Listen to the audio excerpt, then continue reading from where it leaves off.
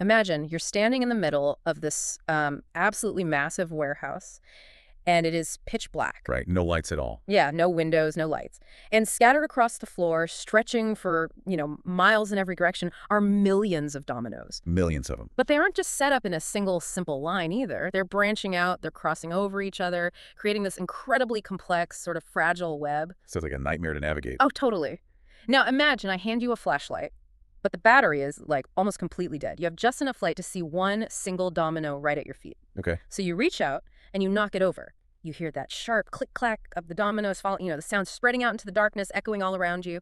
But you can't actually see where the chain reaction is going. Because of the darkness. Exactly. And your job is to predict exactly which domino miles away in the dark is going to fall last. Yeah, I mean, that's an impossible task for a human mind in the dark. Yeah. You simply can't calculate that level of cascading chaos.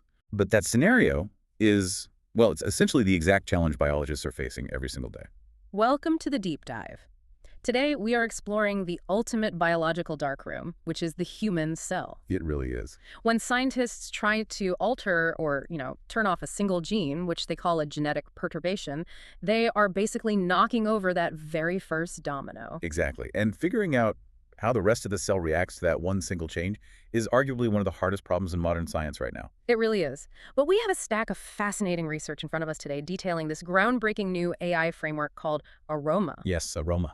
That stands for Augmented Reasoning over a Multimodal Architecture. And our mission for this deep dive is to uncover how this AI doesn't just make a blind guess in the dark. Right, it doesn't just guess. No, it actually turns the lights on and shows its work step by step, like a master scientist. And it really represents a massive structural shift in how we approach the whole problem. Because, up until now, the field has been stuck between two really frustrating extremes. Yeah, like what? Well, we've either been fumbling in the dark manually, or we've been relying on digital tools that might give us an answer, but absolutely refuse to explain how they actually arrived at it. Okay, let's unpack this, because for you listening, understanding this concept of virtual cell modeling, like doing this in silico on a computer, is huge. It's everything. Historically, if you wanted to know what happens when you knock down a gene, you had to actually grow the cells in a physical lab. Yeah, and you'd use a tool like CRISPR, Yeah. right? Which acts like these microscopic genetic scissors to edit the DNA. Exactly, CRISPR. Then you'd have to wait weeks to measure the results. It's incredibly expensive, it's agonizingly slow, and, well, considering there are roughly 20,000 genes in the human genome. It's a lot.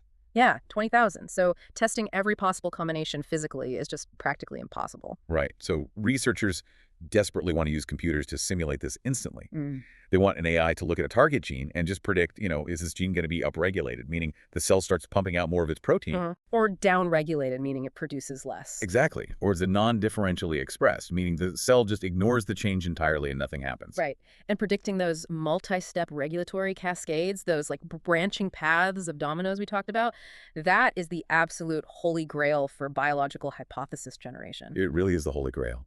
Because if we can reliably predict how a complex cellular environment reacts to a single genetic change, we can start to truly understand the root mechanical causes of diseases at a molecular level. Oh, wow. Yeah, we can identify exactly which hidden pathways a new drug needs to target. It's really the bedrock for the next century of personalized medicine. So if this is the holy grail, the natural question is, why haven't we solved it yet? I mean, we have incredible AI today. We do. So why not just open up a standard large language model, the big ones we all use on our phones like GPT-4 and Gemini, and just ask it to solve the biology? Well, because standard language models are trained on human language, human narratives and internet text. Right, Wikipedia and Reddit and stuff. Exactly. They are not intrinsically bound by the physical laws of cellular biology. So when you use a general LLM for this, it engages in what developers call free-form reasoning. Okay. It knows how to sound incredibly articulate. Yeah. So if you ask it to predict a complex genetic perturbation, it will write you this beautifully structured, highly fluent explanation that sounds completely authoritative. But is it true?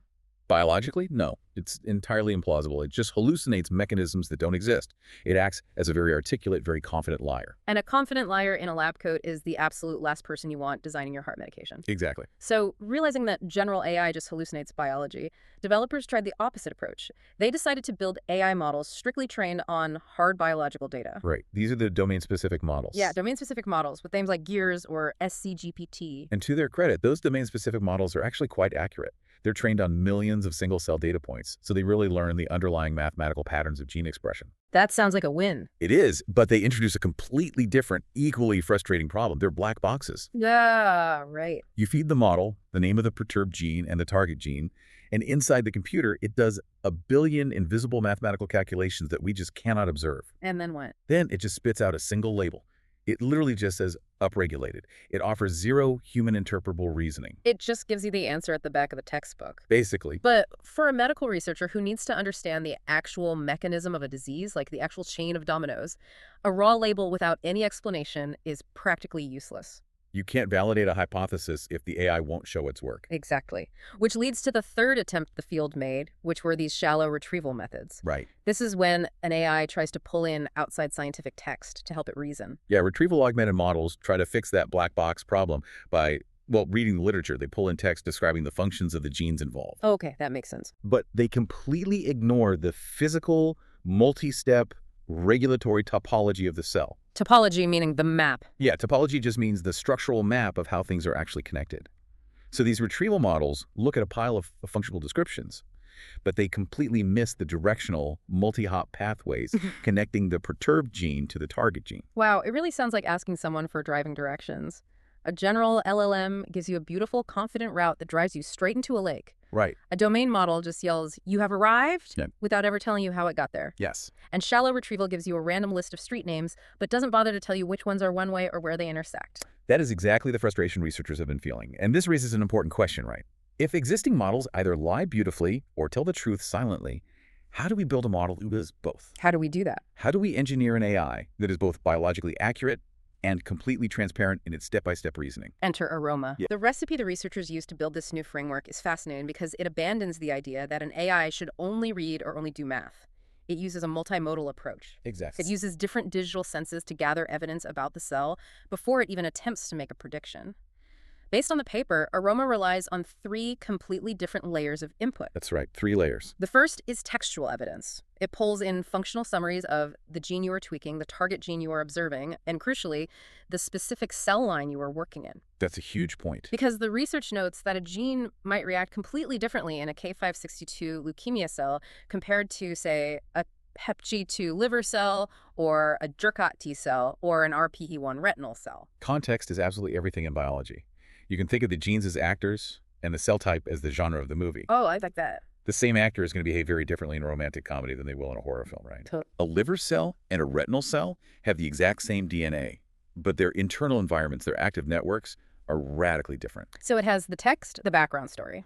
The second modality is structural, or topology evidence. The researchers constructed 2 massive databases for this. Yes, they did. The gene knowledge graph, which maps over 700,000 gene-to-gene associations, and the pathway knowledge graph, which maps broader biological processes. Massive. Imagine a massive social network, but instead of mapping which humans are friends, it maps exactly which genes interact with each other, over 700,000 connections. When AROMA looks at a query, it extracts what they call one-hop subgraphs from these networks. Yeah, a one-hop subgraph is essentially looking at the immediate neighborhood. If you are investigating a suspect, you don't just look at them, you look at every single person they called yesterday. Right. AROMA maps the immediate physical and regulatory neighborhood around the perturbed gene and the target gene. It establishes the actual wiring diagram. Okay, so it's reading the text, it's mapping the social network of the neighborhood, and then there's the third modality, which is molecular or sequence evidence. Yes. It actually looks at the physical amino acid sequence of the gene's protein using a pre-trained encoder called ESM2. Right. For those unfamiliar, an encoder is basically an AI tool that can look at a complex physical structure, like the 3D-esque folding of a protein, and translate its properties into a mathematical format a computer can digest. It treats the amino acids like letters in a highly complex physical alphabet. Precisely. It is looking at the fundamental building blocks of the protein itself, not just what humans have written about it. Here's where it gets really interesting, though. Because as a human, I can't conceptualize how a computer handles this. What do you mean? Well, you have a paragraph of text, you have a mathematical graph of a cellular social network, and you have the physical structural sequence of a protein.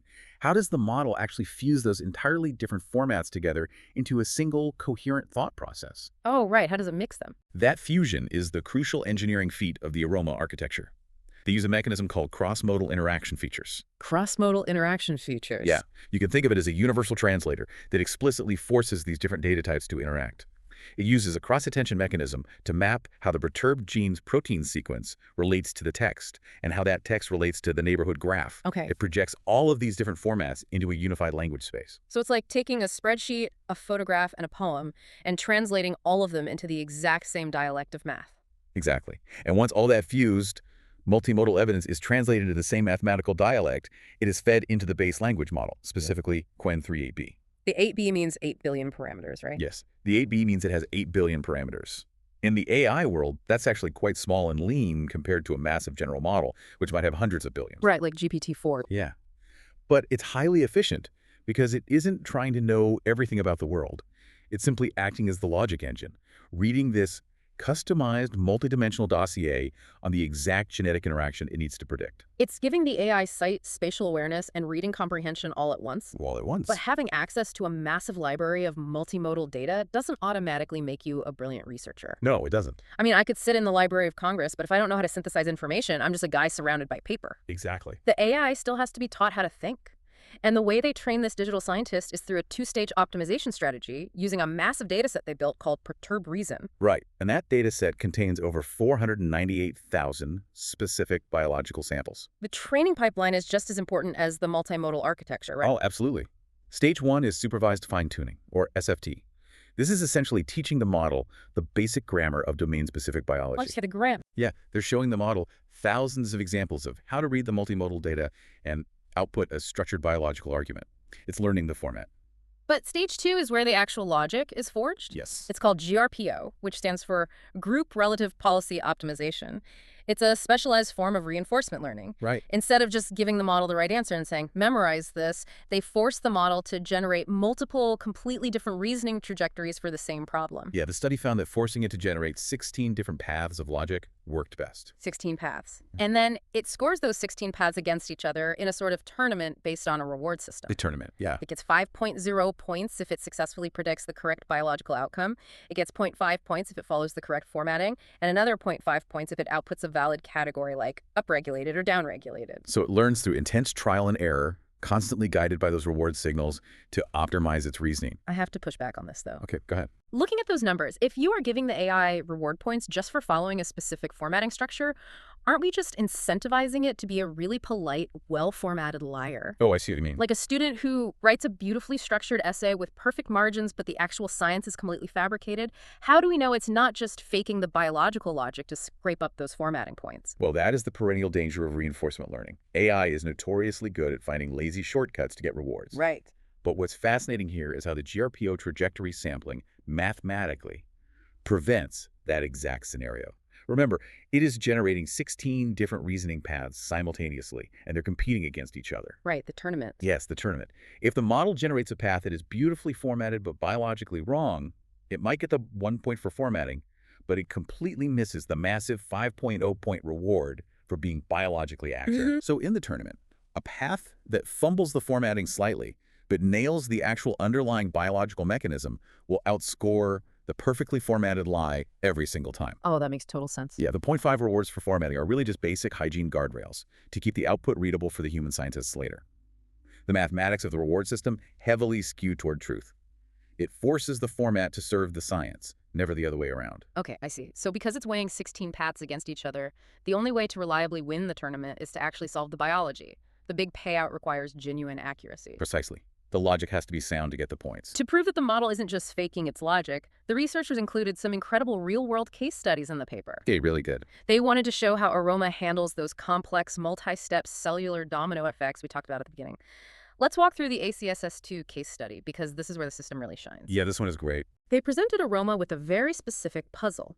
What happens when you knock down the ACSS2 gene in an RPE1 retinal cell, and how does that specific knockdown affect a target gene called MTND3? Right, and this case study is a beautiful example of how AROMA pieces together a mystery.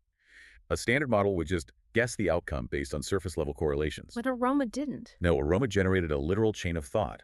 First, it noted through its knowledge graphs that knocking down ACSS2 immediately disrupts the synthesis of something called acetyl-CoA. Okay, let's avoid getting lost in the biological alphabet soup. For you listening, what is acetyl-CoA in plain terms? You can think of it as a crucial fuel source. It's a fundamental building block for the cell's metabolism. Okay, so the fuel. Right, so the first domino falls. the fuel supply is disrupted. Mm. Then AROMA reasoned that a drop in this fuel directly impacts the electron transport chain inside the cell's mitochondria. Which are the power plants of the cell. Exactly, the mitochondria are the power plants. Specifically, the drop in fuel affects the availability of molecules called NADH and ubiquinone. Okay. These are essentially the gears and wiring of the power grid. So domino 2 falls, the internal power plant is failing. What happens to our target gene, MTND3? Because from a layman's perspective, if the power plant is breaking down, I would assume everything connected to it just shuts down too. And, well, a less sophisticated AI might make that exact assumption. But AROMA understood the topology. The map. Yes, it recognized that the target gene, MTND3, is a core structural component of that failing electron transport chain. So AROMA deduced that rather than shutting down, the cell would actually upregulate the expression of MTND3. Wow. It overcompensates. Exactly. The cell is essentially panicking over the broken power grid, so it starts frantically producing more MTND3 to try and rebuild or compensate for the altered chain. It's a highly counterintuitive biological reality. And AROMA predicted that counterintuitive upregulation perfectly. Perfectly. But the most impressive part of this case study isn't just that it got a right answer. The researchers did a sentence-level source tracing analysis on that exact AI output. Yeah, this is the transparent part. Right. Every single logical leap AROMA made in that chain, from ACSS2 dropping, to the fuel supply breaking, to the power grid failing, to the cell panicking and upregulating MTND3. Every step. Every single step was perfectly traceable back to actual biological literature and the multimodal knowledge graphs it was fed. It wasn't hallucinating a clever story. It was synthesizing known, verified biology to deduce a previously unknown outcome. And its robustness goes even further than well-documented pathways. The researchers wanted to push the system, so they tested AROMA for zero-shot generalization. Which means They evaluated its predictive power on that RPE1 retinal cell line without ever showing it any RPE1 data during its training phase. wait, really? It had never seen that cellular environment before. Never. And its performance barely degraded at all. That's insane. Because it had learned the fundamental underlying mechanical rules of cellular biology through its multimodal training, it was able to apply those universal rules to an entirely new cellular environment it had never encountered. That is wild. It's like learning the physics of a combustion engine so well that you can fix a tractor even if you've only ever worked on sports cars. That's a great analogy. Furthermore, they tested it on a phenomenon we call knowledge sparsity. Okay, what is that? They looked at how AROMA performed on long-tail genes. These are the unpopular, rarely studied genes that are barely ever mentioned in scientific literature. So there's not much text on them. Right. A standard retrieval model completely fails here because it relies on memorizing massive amounts of popular text data. If there is no text, it has no idea what to do. Makes sense. But because AROMA uses that multimodal approach, relying on the physical protein sequences and the structural graph topology alongside the limited text, it maintains stable, highly accurate performance, even on those incredibly obscure long-tail genes. So what does this all mean for you listening right now? It means we finally have an AI framework that doesn't just memorize popular science to sound smart. It can genuinely deduce what happens in unstudied, obscure areas of our biology. We are moving away from the era of models that just spit out a confident black box label of upregulated or downregulated. We are entering an era where an AI hands you a fully reasoned, meticulously cited biological hypothesis. If we connect this to the bigger picture, this level of transparency is exactly how we build trust between artificial intelligence and human medical researchers. Absolutely. An AI that provides sentence-level source tracing for every logical leap allows human scientists to verify the chain of thought step by step. They can check the math, basically. Yeah. A pharmacologist or a lead researcher at a hospital isn't going to bet hundreds of millions of dollars in clinical trials on a black box prediction they can't verify. But if the AI can show its work, explicitly explain the metabolic pathways it is targeting, and cite the structural sources for its logic, that becomes a collaborative tool that can fundamentally revolutionize drug discovery. It is a massive paradigm shift. Just to recap the journey we've taken today, we explored how the AROMA framework solves the impossible puzzle of virtual cell modeling by giving the AI multimodal senses. Yes. Text, graphs, and sequences. Right. It reads the textual context, it maps the neighborhood topology through knowledge graphs, and it structurally sees the physical 3D protein sequence via the ESM2 encoder. All fused together. Then, through a rigorous two-stage training system, SFT to learn the grammar, and that brutal GRPO reinforcement learning tournament to master the logic, it finally cracks the black box. It does. It gives us human-interpretable, highly accurate predictions about how those complex genetic dominoes fall. Whether you are prepping for a biotech strategy meeting, studying molecular biology, or you are simply fascinated by the future of medicine, understanding this specific shift from AI guessing to AI reasoning with citations is critical to seeing where science is heading next. It really is the foundation for the next leap forward. And Yeah. leave you with a final thought to ponder, something that builds on where this multimodal technology is inevitably heading. Okay. Right now, the AROMA framework we've been discussing is incredibly powerful, but it's currently focused on modeling the knockdown of a single gene at a time. Right, just one domino. But we know that complex biological diseases like Alzheimer's or advanced cancers are rarely caused by just one single gene mutation. It's usually a combination. Exactly. So what happens when we eventually unleash a multimodal architecture like this to model massive multi-gene combinatorial perturbations all at once? Oh, wow. Or what happens when we start introducing entirely novel synthetic chemical drugs into the simulation? Could an AI with this deep level of structural and molecular reasoning eventually invent an entirely new metabolic pathway that nature itself never even thought of, simply by predicting cascading dominoes that the human mind couldn't possibly fathom? That is an incredible thought. It brings us right back to standing in that pitch-black warehouse. It does. For decades, we've been knocking over dominoes in the dark, desperately hoping we understand the chain reaction based on the sounds echoing back to us. With AROMA, it feels like for the very first time, the AI isn't just guessing what the fall looks like, it's finally turning on the lights. Thanks for joining us on this deep dive.